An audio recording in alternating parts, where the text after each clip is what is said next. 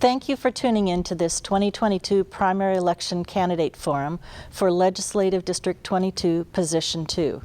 This forum is presented by the League of Women Voters of Thurston County in collaboration with Thurston Community Media. The League of Women Voters is proud to be nonpartisan, neither supporting nor opposing candidates or political parties at any level of government, but always working on vital issues of concern to members and the public to defend our democracy and empower voters. I am Donna Cobb of the League, and I will be moderating this forum. The candidates are Jessica Bateman and Kate Plager. Kevin Young is also a candidate for this position, but he did not respond to our invitation despite multiple requests. For this forum, each candidate will have the opportunity to answer a series of questions, and the questions will be alternated so that each has the chance to start first. Candidates, please let me know if you want me to repeat the question. Each candidate will have 1 minute to respond. The timer will show you a sign when you have 30 seconds left, and then show you a stop sign when your time is up. If you don't notice the sign, I'll tell you when your time is up. You will also have the opportunity to make a 1 minute closing statement. For the first question, I will begin with Jessica Bateman. What makes you the most qualified candidate for this position? Thank you for that question. It's been an honor to serve as state representative to the 22nd for the last year and a half. Prior to serving in the legislature, I served on the Olympia City Council from 2016 to 2020, both as a city council member and as deputy mayor. During that time, I focused my work on increasing our housing resources. The city worked very diligently to create unhoused resources, including a mitigation site. I led the campaign to pass a home fund, which is the first municipally funded permanent supportive housing in South Puget Sound, and we've since seen a real change in how we address homelessness in the community. There's a lot more work to do, but it was really important to get that started at the municipal level. One of the reasons why I ran for the state legislature in 2020 was because I wanted to take my experience and expertise in housing and homelessness and work upstream on the actual solutions at the state level, because I had that experience working at the local level. I also served as an Olympia Planning Commissioner before that. Thank you. Thank you. Kate Plager. Can you repeat the question, please? Of course. Sorry. What makes you the most qualified candidate for this position? Well, I feel like I've waited my whole life to apply for a job like this. I'm retired, and I have a background in clinical psychology, social work from the University of Washington. I ran programs, I directed programs, I managed programs in the nonprofit and profit sector during my career. I managed staff. I was the manager of a behavior education department on a national level, where I hired, supervised, and developed staff. I worked for performance-based contracts, which means you don't get paid unless you do the job. I've had hands-on experience with all kinds of populations, including, of course, marginalized populations. I wrote grants and managed grants. And I have had my pulse on the people for quite a while now in my retirement, and I'm concerned about my community. I started an organization last year called Council for Wise Leadership. I wanted to bring together the community and have us discuss what's going on in our communities, in our law enforcement, in our rising crime. Is it time? Yes. Okay. Thank you. Thanks. Okay. For the second question, I will begin with you, Kate Plager. What do you think is the most important issue in your district that the state should address? Building a strong economy. I think that what I've been hearing from people as I go out and doorbell and been meeting people for a long time, people are concerned about being able to afford filling up their gas tank. And they're concerned about public safety as well. With the rising car thefts have increased 88%. Across the state of Washington, there have been 12,596 cars stolen since the new laws took effect. People who are marginalized, people who are senior citizens, have had their cars stolen. they cannot replace them because there's no more insurance left on it, so they're stuck. They have no way to get another car. Their catalytic converters get stolen. They cannot afford to buy them. I'm concerned about working people who are working very hard to feed their families, and the criminals seem to know what they can get away with. And so crime has increased, not just in auto thefts, but in everywhere else. Thank you. Jessica Bateman, what do you think is the most important issue in your district that the state should address? The number one issue that I feel my constituents communicating to me about is our lack of affordable housing. In Washington state, we are behind by 250,000 homes. We simply are not creating enough homes to keep up with our population and our job growth. So we have people that are moving here, people that are growing up here, needing places to live, and we've been unable to build the housing that we need for those people. And in Washington, the way that we allow for new housing to be created is all designed and operated at the local level. City councils make those decisions. I think that we should be addressing it at the state level by allowing diverse housing options like mother-in-law apartments, so you can age in place, so seniors can have an ADU on their property and maybe rent that out as supplemental income as they age. Duplexes, triplexes, these types of housing are more affordable than typical Craftsman single-family homes. I'm hearing from seniors on fixed incomes because of the shortage of housing and the increased rent costs that they're struggling to get by. Thank you. Okay, and for the third question, I'll begin with you, Jessica Bateman. Should the state require local jurisdictions to address climate change in their Growth Management Act comprehensive plan updates? Climate change is going to impact communities across Washington state. We see the evidence of climate change already occurring with increased incidences of storms, wildfires, in other states, hurricanes, tornadoes. So it makes sense for us to ensure that our local governments are planning for how they're going to reduce their greenhouse gas emissions, how they're going to accommodate new housing and new businesses in their communities, while also working to achieve reductions of their carbon emissions. We had a bill this legislative session, House Bill 1099, sponsored by Davina Dewar. I co-sponsored that bill. Unfortunately, we were not able to get it through, but we will be bringing that back next year so that we will require cities to update their comprehensive plans with climate change. Thank you. Kate Plager, should the state require local jurisdictions to address climate change in their Growth Management Act comprehensive plan updates?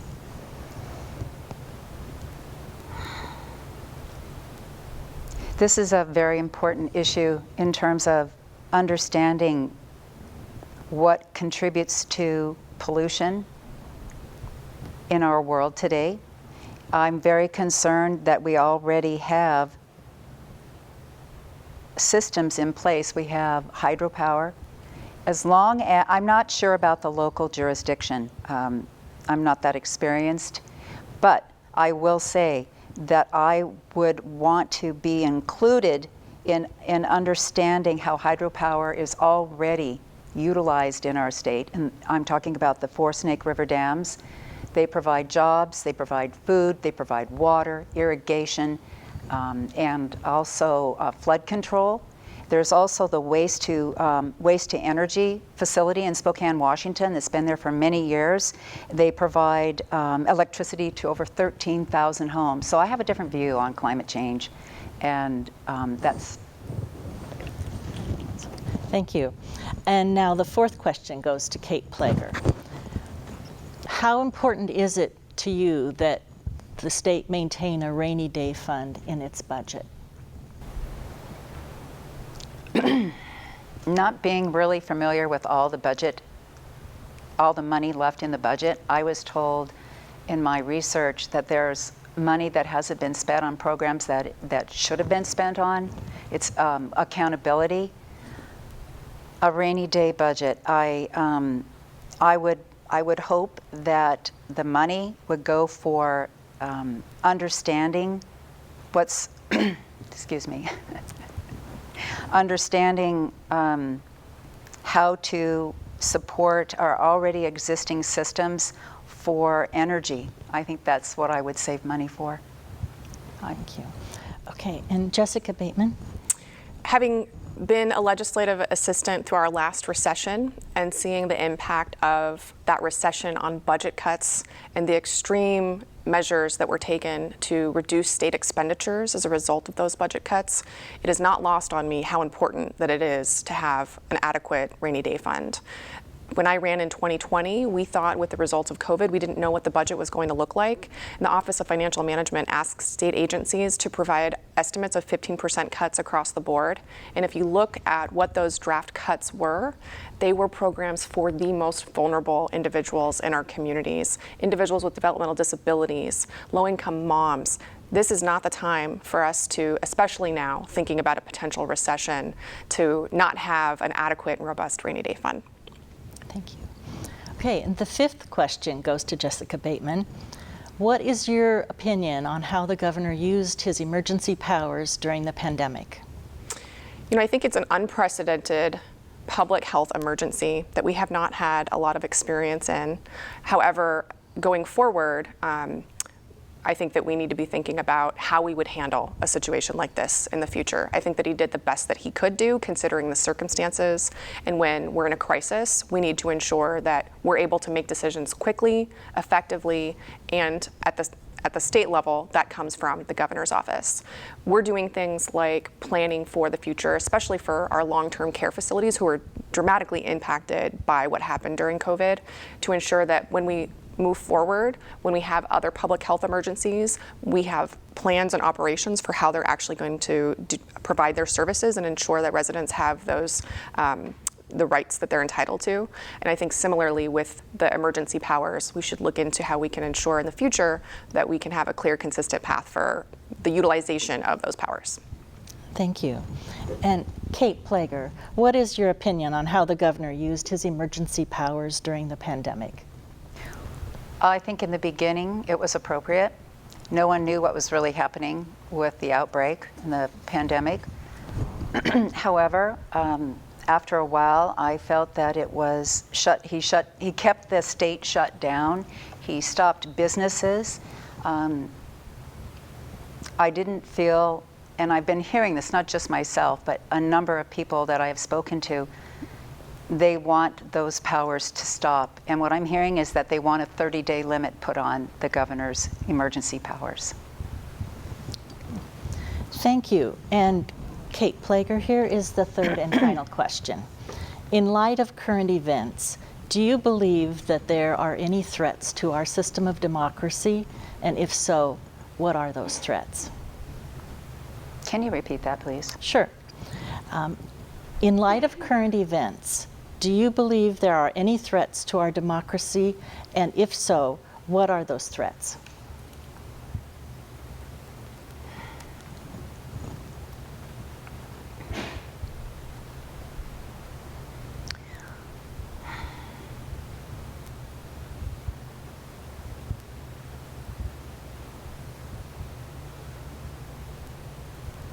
Well, I have so many concerns about it, I don't even know where to begin. The threats could be that we lose our rights, that we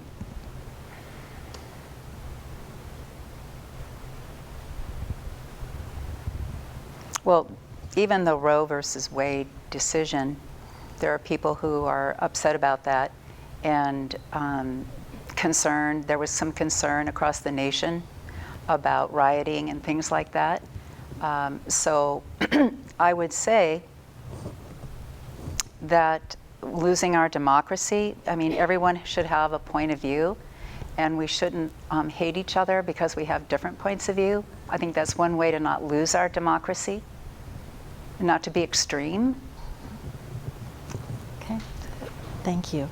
And Jessica Bateman, would you like me to repeat the question? No, I have a lot of concerns about our democracy, both in terms of the massive proliferation of lies, including the big lie that our presidential election was not valid, which is completely untrue and fabricated. The effort and the attempt to decertify the duly elected president of the United States, the attack on our nation's capital, armed intimidation of voters at voting booths, secretaries of state being pressured across the country to change the results of the election, public servants being threatened, being found at their homes being threatened. I think that all of this in the environment that we're in can create questions about the legitimacy of our state institutions, our government institutions, and it's essential that people have confidence in those systems. And we have that proliferation of these lies and conspiracy theories. It does chip away at that belief in that system. And most recently with the legitimacy of the Supreme Court, who just took away the right of women in the United States and people who can become pregnant to make their own decisions about their bodily autonomy, I have a lot of concerns. Thank you. Thank you. Okay, so you now each have 1 minute for a closing statement, beginning with Jessica Bateman. Thank you. During my first term, we've worked together to solve our greatest challenges: fair and sustainable tax reform, equitable health care for all, protecting our environment, and addressing our housing crisis. It is an honor to serve as your state representative, and I ask for your support so I can continue this work helping working families, our most vulnerable, and our seniors to ensure that we all have the opportunity to thrive. If you'd like to learn more about me or my campaign, please visit votejessicabateman.com. Thank you. Kate Plager, you have 1 minute for a closing statement. I'm not a politician. I never thought I'd be running for public office, but I have to say that I have been pulled into this race because a number of my friends have asked me to run. They knew I went into retirement. They know that I can do the job. They asked me to stand up to the plate. I'm concerned about our public safety. I'm concerned about our law enforcement having been crippled the past couple of years. I disagree that they should be defunded. I will wholeheartedly support first responders, law enforcement, and also in building a strong economy. I have numerous people talk to me about inflation and that they can't afford to fill their gas tank. One person said it cost $170 to fill his gas tank, and last year it was half of that.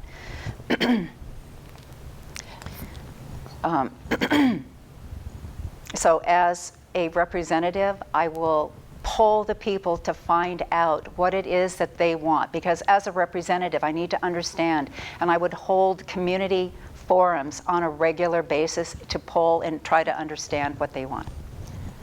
Thank you. And thank you, Jessica Bateman and Kate Plager, for participating in this forum. We thank TC Media for producing it. Ballots will be mailed July 13th and must be mailed or placed in a ballot box by 8 p.m. on August 2nd. You can register to vote online through July 25th at vote.wa.gov and in person until 8 p.m. on August 2nd at the Thurston County Auditor's Office. We encourage viewers to be a voter in the primary election.